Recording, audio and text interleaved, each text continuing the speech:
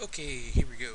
So, this is little character work. Um, Short explanation. Um, I'm going to do a character replacement for the Pyro here from TF2.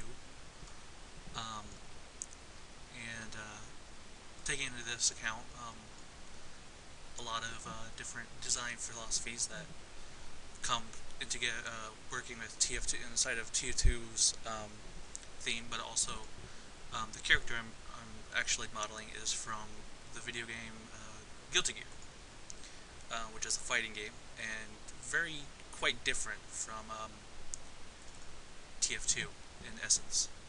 So all I'm doing here is I'm setting up my workspace so that I can work on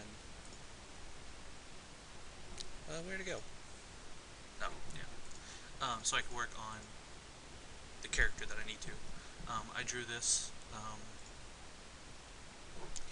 a while ago, the other day, just so basically, this isn't so much a tutorial as it is a sort of documentary on how I do character design and character modeling.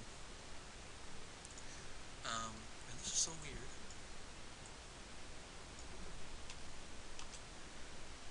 And yeah, for some reason the size is ridiculously huge. So we'll just scale that down to size. Okay, now we can increase it. Now they have a little bit of a grasp on it. So, um, what this is basically a project to see if I can mix two different themes together. Um, and those themes obviously being um, TF2 and Guilty Gear. Now, Guilty Gear's theme is like so much more complex and different than TF2. TF2 is always has that idea of less is more, while Guilty Gear has the idea of let's just make everything as super complex as possible. um, I have many character references for this particular character, whose name is A.B.A. And oops, and so I have a pretty good grasp on what this character looks like. So that's why my referenced image is so sloppy. Is because I'm not really using that as an actual reference. I'm using that more as general placement for how I'm going to align it to the Pyro's silhouette. The reason why I chose this character in particular was because um, A.B.A. is pretty similar to the Pyro's general anatomy in terms of um, it sort of has the same kind of dumpy posture and really sort of adorableness kind of factor going on. Um, so I just made a cube here, and the way I'm going to do this is I'm going to do the body um, in basic poly modeling, and then I'm going to do the head as a sculpture and then as a sculpt and then retopologizing it. So obviously there's going to be a little bit of a difference in the way that I'm doing things. And let's go ahead and hide the pyro because I don't need him as a reference right now. That will be something that I can take care of later. So we'll just go to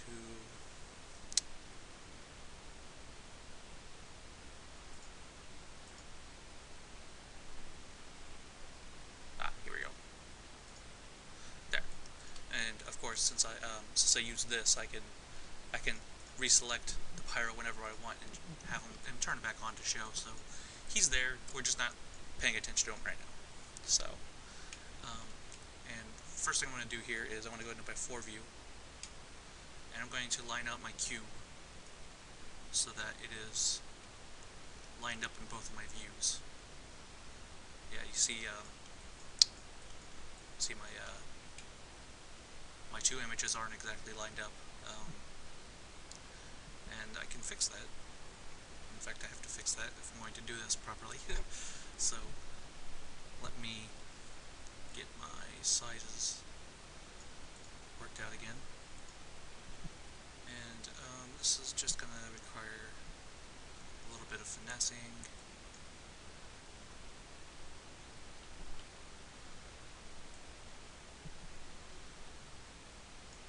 And let's just put this at like the very bottom of her rib cage. And actually that's about right, so let's bigify it, scale it up. So generally what I like to do is I like to go into one of the views. It doesn't really matter which one you try, which one you start with, whichever one you feel is more comfortable for you. I like to do the beginning, or the front, sorry, for the beginning. Um, and the big thing that you want to keep in mind when modeling with a box and you're doing character modeling is to think about ahead of time how you want topology to look. Topology is a huge thing for your character um, because obviously the better topology you have for what you're working on, the further you can push it. So, um, sort of just kind of blocking in the body shape here. Um, you don't need to worry about getting it perfect. Line art is not the word of Murphy. It's not going to kill you if you're a little bit haphazard or free with it. Um, there are a few things that you need to keep in mind when working with modeling like this, especially from a reference. Eventually, at some point, I'm going to say, okay, I like this half of the character better, or I'm going to say I like the side shot better than the front shot. And that's fine. I mean, if that works for you and what you're modeling, um, it's just you need to keep in mind when you need to say, okay, I want certain things to be this certain way, and that just comes down to saying, okay, yeah, I know this is what I want. Um, Now, A.B.A is a very peculiar character. She has a very unique body type. Um, her design emphasizes um, how skinny she is, as well as trying to make her look attractive at the same time. So she has this very strange, unique body form. Her collarbone is incredibly pronounced, and all of her bones are really pronounced as well. She has really um, strong joints. So when I get into that, I have to think about that when I'm. See right here, I need to pull this up actually because I put it in a weird spot. Um, it's important to think about how your character's body type is going to look as soon as possible. Now, so all I'm doing here is I'm just going to hammer out this silhouette as fast as as simple as possible. Um, and obviously, you can tell that this is not a symmetric drawing, um, and this goes into account with what I was saying before. Um, don't don't worry about it. Don't worry about making it perfect because that's not something you need to worry about at this stage. Especially when I have as many references for this character, I really don't need to worry about the image reference that I'm using as much as I need to get that shape as the way I want it. Um, so and with the pyro, I have to kind of pull her navel down to kind of match in line with his bone rigging. Um, so you'll see that's why her crotch appears so low. She's a very well-built character. She has a lot of muscle to her, even though she's very skinny. So she has these really angular bone, rib shapes and stuff, and she's wearing bits of clothing over top of it as well as wrapped in bandages. So I need to take that into account when I model her. For instance, when I do this cloth, do I want that cloth, the bandage, to actually be modeled, or do I just want to texture it? I'm at this stage. I'm thinking that I want to texture it, or not texture. I'm sorry, that I want to model it, but that may change as I get down to it. So I've got the front mostly modeled in, so let's go to the side here. Oops. And so just really simple, just repeating the process of the first angle. But this is where I can really start showing off her body type. And already I'm seeing that I like my side view a lot better. So I'm going to be really focusing on this to get her to nail her silhouette in here.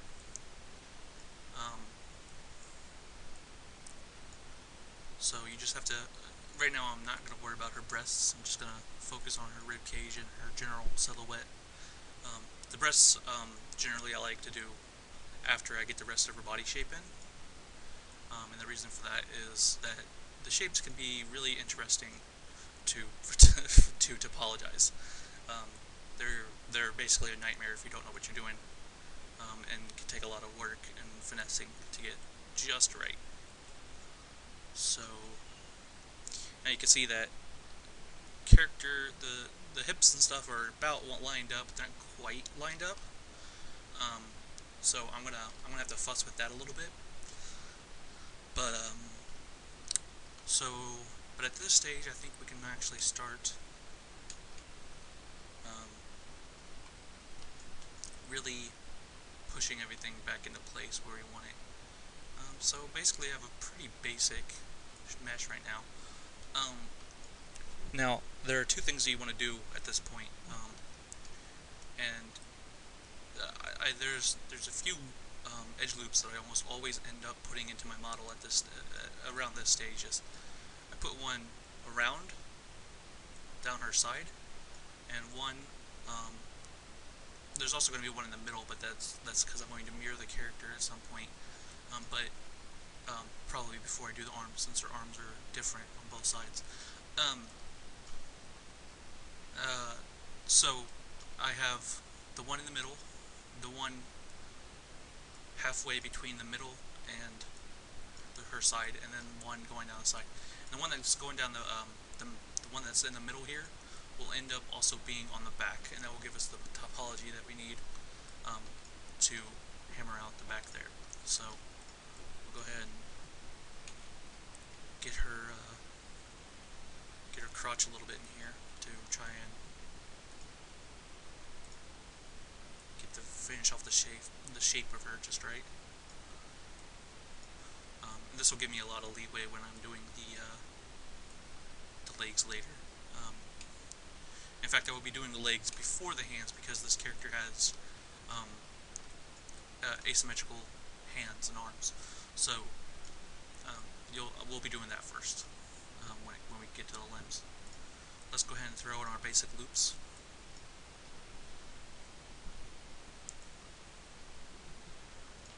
We're aligned to the grid. It's a little tricky here. Let's go in this view so we can actually.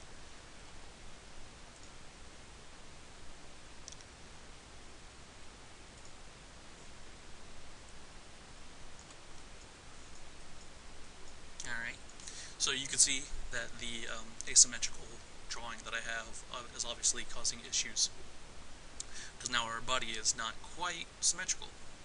But again, I don't need to really care about that at this point. In fact, let's go ahead and cut this off and then instance this.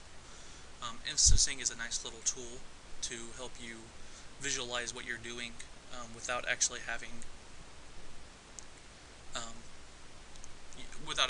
the geometry there.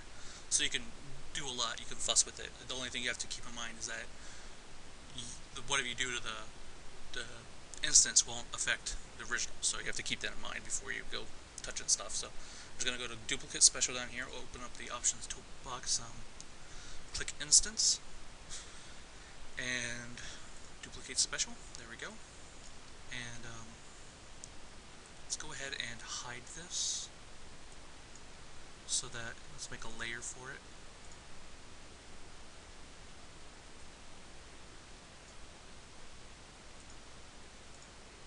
Alright, so that's on a restricted layer, so I cannot affect that anymore, which is exactly what I want, so that's perfect. Now, I forgot to talk about the poly count